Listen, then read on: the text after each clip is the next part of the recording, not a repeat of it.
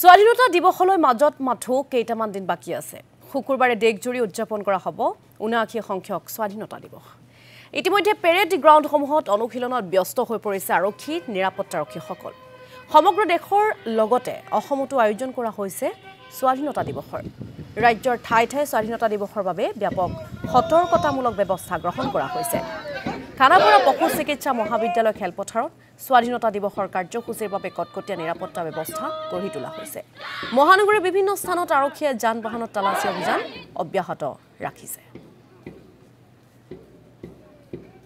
স্বাধীনতা দিৱস উপলক্ষে ইয়াতে আমাৰ পেৰেড প্ৰেক্টিছ হৈ আছে আমাৰ হাতচিঙিমাৰী ফিল্ডত। আৰু পেৰেড আমি অলমষ্ট 2 দিন প্ৰেক্টিছ কৰিলোঁ। আমাৰ ৰাতিপুৱা গধূলি আমি এনেকৈ প্ৰেক্টিছ কৰি আছোঁ। আৰু আমাৰ ইয়াতে প্লাটুন পুলিচৰ ফালৰ পৰা 4টা আছে আৰু আমাৰ স্কুলৰ প্লাটুনৰ 7-8টামান টোটেল প্লাটুন আছে। তো আমাৰ এতিয়া ফুল প্ৰেক্টিছ আমাৰ হৈ গৈছে অলৰেডি। আৰু আমি আশা কৰিছোঁ যাতে বতৰ ভাল হয় আৰু সিদিনাখন 15 আগষ্টৰ দিনাখনো যাতে আমাৰ বতৰটো ভালে থাকে, আমাৰ ইভেণ্টটো ছাকচেছফুল হয়। আৰু সকলোকে মই মোৰ ফালৰ পৰা এডভান্স ইণ্ডিপেণ্ডেন্স ডে'ৰ শুভেচ্ছা জনালোঁ।